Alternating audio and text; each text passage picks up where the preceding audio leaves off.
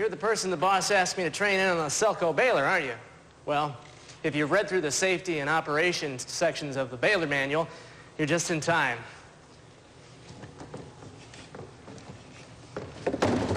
Yeah, well, here it is. Boy, we'd sure be swamped in boxes if it weren't for this. It's semi-automatic, so it's easy to use. But it's also a high-voltage, hydraulically powered machine, so it can be pretty dangerous if not operated properly.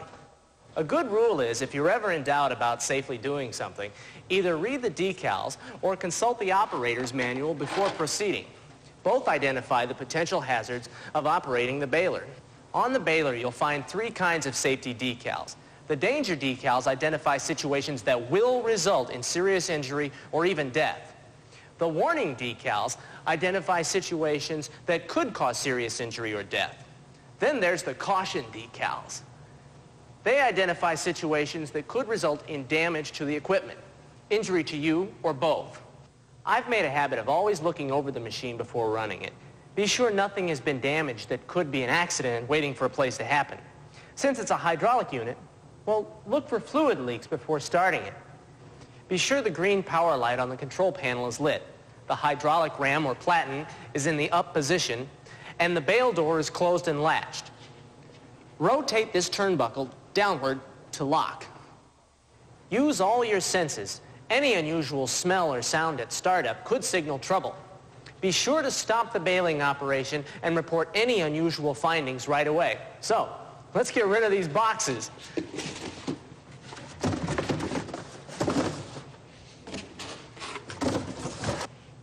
The safety gate is usually left in the raised position. Well, if it isn't, slide it up. Now, this is the last chance to check to be sure that the boxes are empty. Put your boxes inside. Place material above the bail door, toward the back and sides of the baler, away from the safety gate, so you can close it completely. If you have more boxes than room in the baler, well, it's usually faster to run the compression cycles twice than to try and cram it all in by hand for a single cycle. Pull down the safety gate till it rests on top of the bail door. And don't slam it. Lowering the gate slowly gives you and anyone else time to move hands and fingers away from the gate's path. Now let's walk to the back of the baler. Okay, you see this bail ejector hook? Well, be sure that it's disengaged from the back of the platen. Okay, our next stop is in front of the control panel. Again, be sure that the power indicator light is on. Then push the down button, hold it for about a second, and release it. The push and hold procedure of this button is another Selco safety feature. This way you really want the baler to activate and not just accidentally bumping the switch. You should hear the electric motor on top of the baler start and the platen begin its descent on the boxes. That's really all there is to running a compression cycle. The platen will automatically stop, travel back to the top of the baler at the end of its stroke, lift the safety gate, and turn itself off.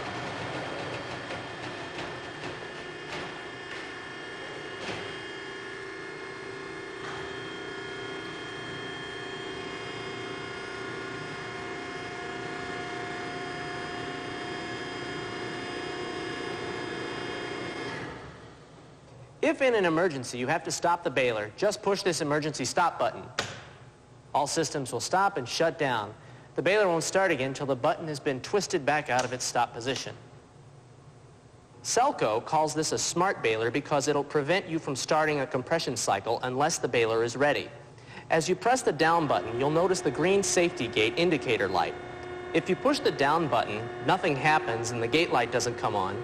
You probably don't have the gate properly seated on the top of the bail door. The same is true for the bail door. If it isn't completely closed, the indicator light won't light and the baler won't start. Usually only a few turns on the door lock downward will be enough to get the green light. And don't attempt to open the safety gate while the platen is in motion. That's another safety feature of the baler. The cycle will stop and the motor will shut off. Oh, and there's one more light you'll see here on the control panel. That's the bail complete light. When this red light comes on, the platen stops at the bottom of the stroke to hold compression on top of the bail. Today's your lucky day. You're about to give birth to an 800-pound bail. The first step is to be sure you have plenty of clearance for the bail door to open. The bale door is opened by turning this wheel-type turnbuckle in an upward direction. Now, this is another Selco safety feature because it gradually relieves any pressure against the door. Oh, one other point. Don't tamper with any of these safety switches. They're there for your protection. If a switch is giving you trouble, stop what you're doing and tell the person responsible for maintaining the baler. Never operate the baler without all systems working properly. As the door is released, swing it well out of your way. You see the inside door panel? Well, these dogs hold the material down when the bale is being formed. Now, you don't want to catch one of these on your arm or your back, so give plenty of room between them and you. To tie the bale, use these wire ties with a loop at one end. Now, you see these slots in the face of the platen? That's where we'll begin threading the wire around the bale. Insert the straight end of the wire through these slots. Now, I secure each bale with 6 wires to be sure that it won't break open. In back of the baler are slots for the wire to contact the bale. The bottom of the baler is also slotted in line with those on the platen. You've probably guessed where the wire ends go next. That's right, through those slots in the floor and back to the front of the baler. Here's where we'll tie off the bale, and it's easy. Thread the straight end of the wire through the loop and cinch up the slack. Fold the wire back down over the end of the loop and wrap it around itself a few times to secure it. Tuck in the wire ends so they won't catch on anybody or anything.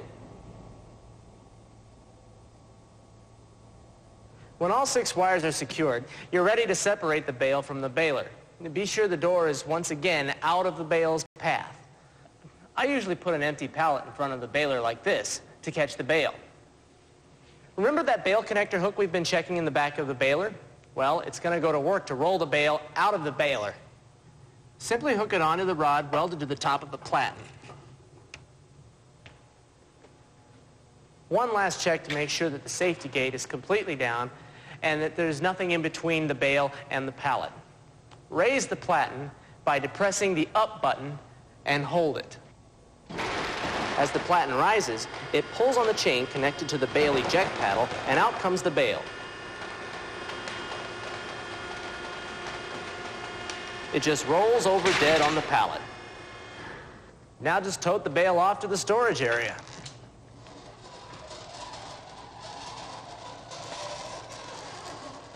Close the bale door and secure it with the turnbuckle lock. Check to make sure that the safety gate is closed and push the down button to start a compression cycle. This will tell you if the bale door has been secured tight enough.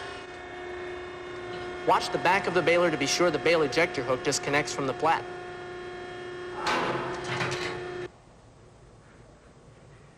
When the platen and safety gate are returned to the up position, the machine is ready to bale again. You see? It really is easy to operate. Just be careful, and always make safety your first priority. Bye.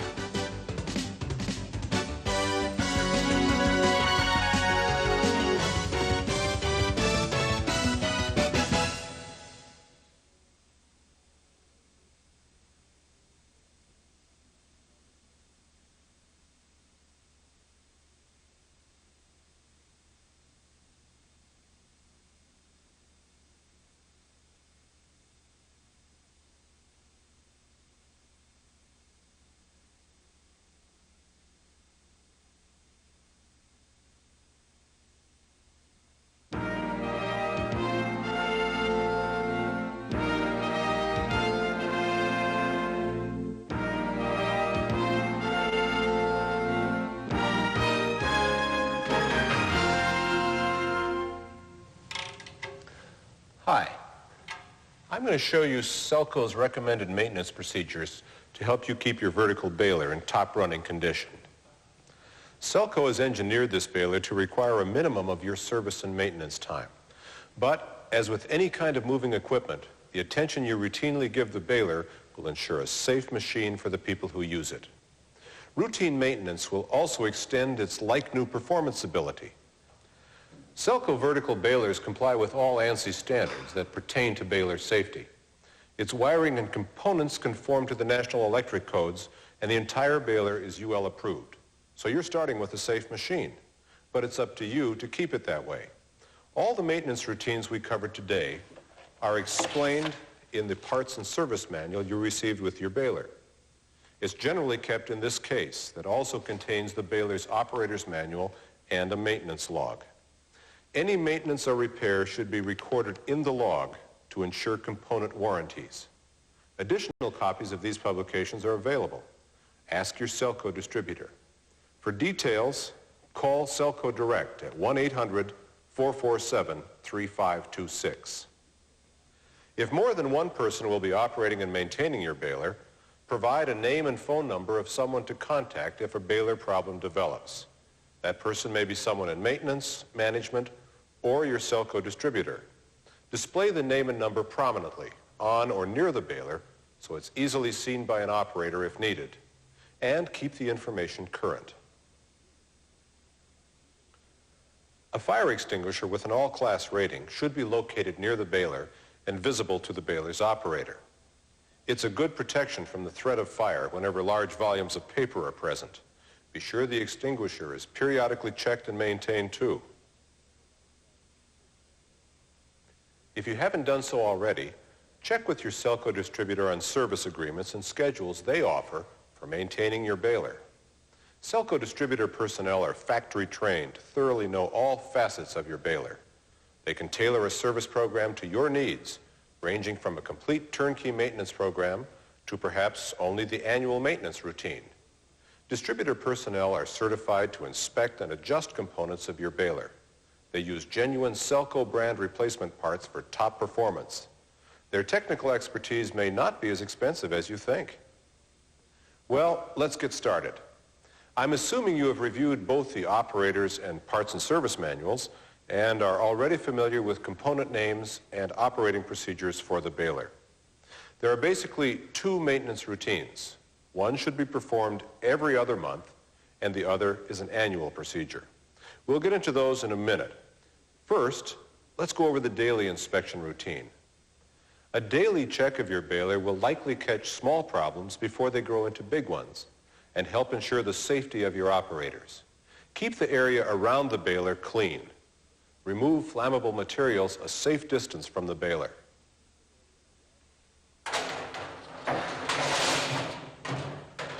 Visually, check hydraulic lines and connections for leaking, but never check hydraulic lines with your hands.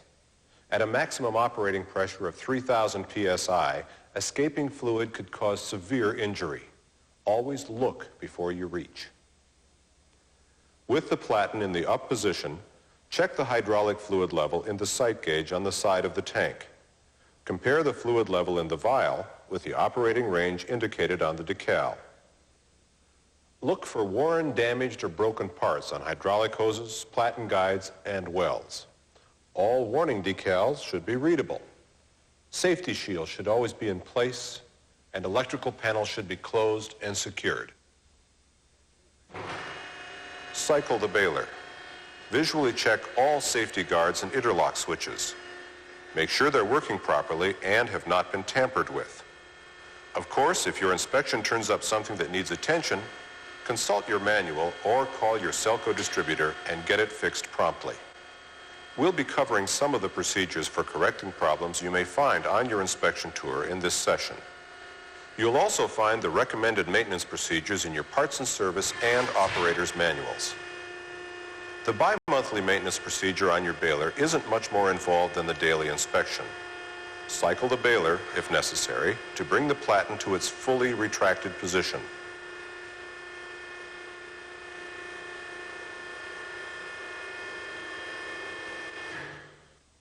Turn off the main power switch on the control panel.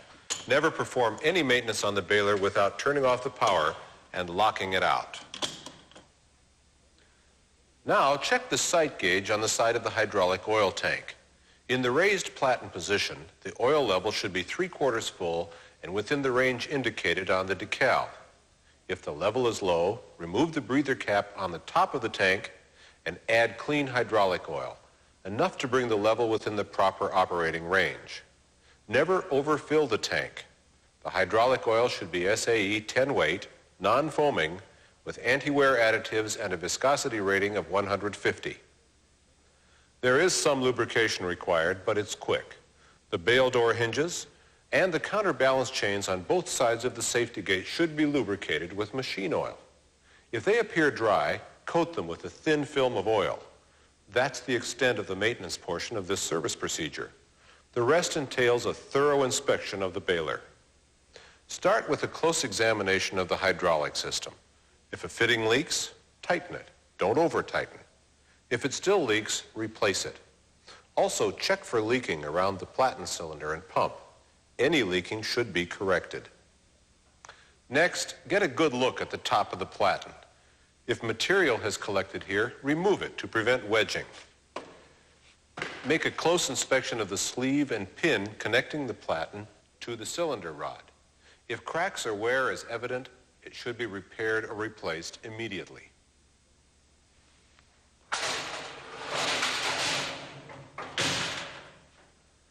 The safety gate should be free of damage and slide open and closed smoothly. A faulty gate can be a serious safety hazard. If it isn't in good operating condition, repair or replace is necessary. All switches should be in good working order. There are 5 limit switches and 1 pressure switch in all. One senses when the platen is at the top of its cycle. Then there's a pressure switch that sends the platen back to the top of its stroke after it's delivering its full compression force. One switch senses when the safety gate is completely closed, and another follows the gate as the platen opens it on the upward stroke. When a bail is complete, both a pressure and a limit switch indicates this condition and prevents further compression cycles. The 5th switch notes when the bail door has been completely closed and secured. All switches are critical to the operation and safety of the baler. If any switches are damaged, misaligned, or not working, they should be repaired or replaced immediately. Use only original replacement switches and contact your Selco distributor if you have any questions or other concerns. There are important inspections to be made on the lower half of the baler too. Check the condition of the bail door. Look for cracks or bent components. And don't overlook the door's locking mechanism. It too should be inspected for signs of damage or failure. If damage is found, repair or replace the components. Now, open the door. Conduct a thorough inspection of the inside of the door. Look for the same signs of damage. Also, check the dogs mounted on the inside of the door. The spring-loaded dogs on the heavy-duty models should be straight and in good working condition. Repair or replace the stationary dogs if they're bent or unusually damaged. There's another important inspection to be made on the floor of the baler. Material can build up under the bail ejection paddle. Too much material can bend or damage the paddle. Clear any material from the bed of the paddle and make sure it moves freely. If the paddle appears at all damaged, it should be replaced. Also, inspect the paddle's hinge bolt. If it appears worn or bent, replace it too.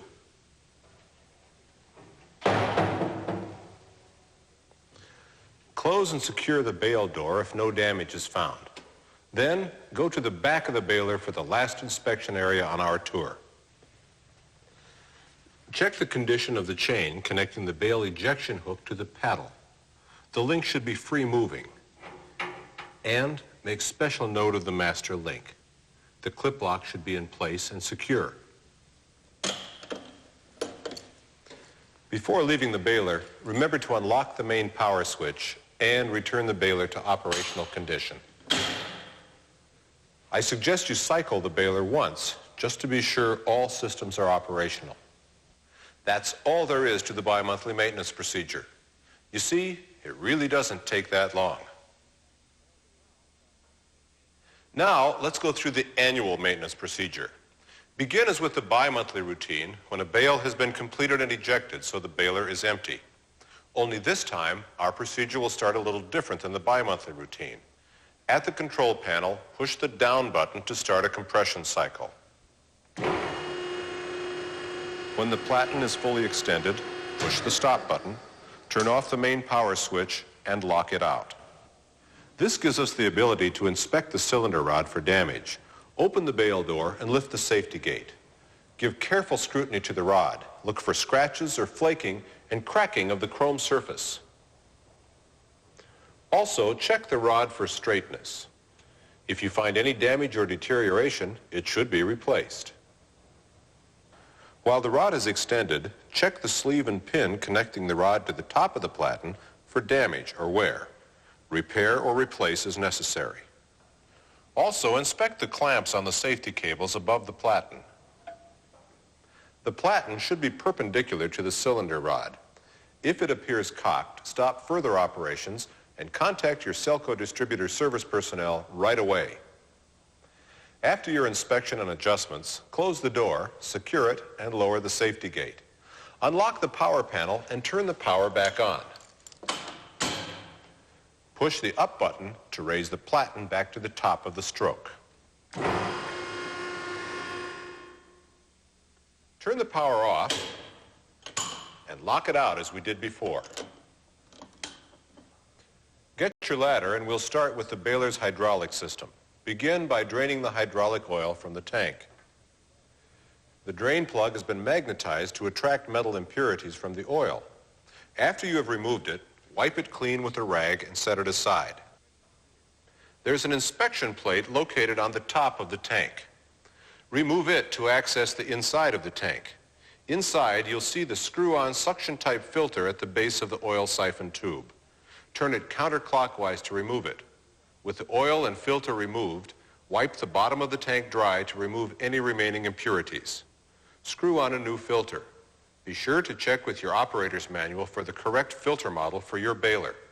Your Selco distributor can supply you with the correct filter to install. Always use Selco brand replacement filters.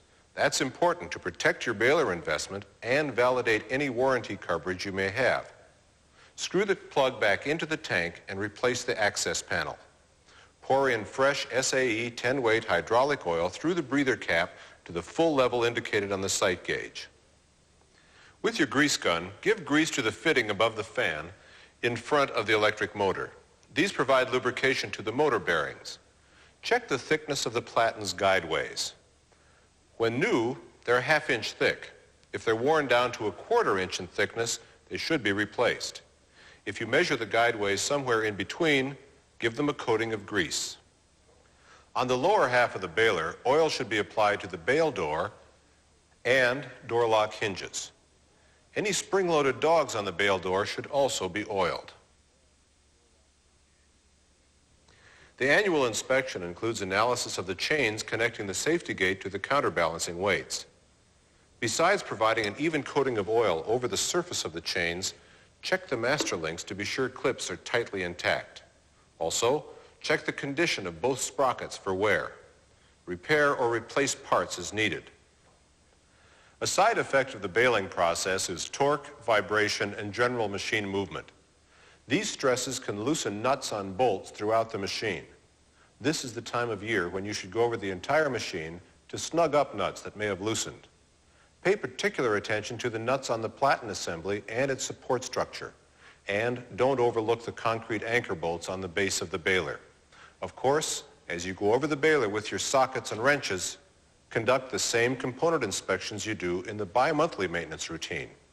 Check hydraulic lines, switches, chains, and structure for signs of wear, misalignment, and damage. Anything that looks like it will cause trouble over the next year should be repaired or changed out. It's usually easier to do it now than when the baler is back online. And don't overlook the condition of the safety decals on the baler. If they're grimy, clean them with a rag. It will remind the operators you are serious about safety. If any of the decals are coming loose or are damaged, call your distributor for new ones. Selco will furnish new safety decals at no charge because they're serious about safety too.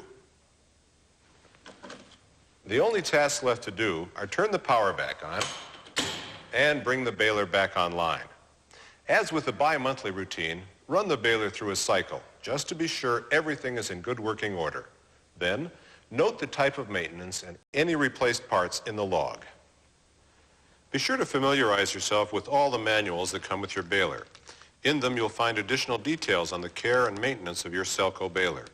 Your manuals contain several schematic drawings and a troubleshooting guide you should find helpful. Of course, if you have any questions about any facet of your baler, your Selco distributor is trained and ready to provide you with answers.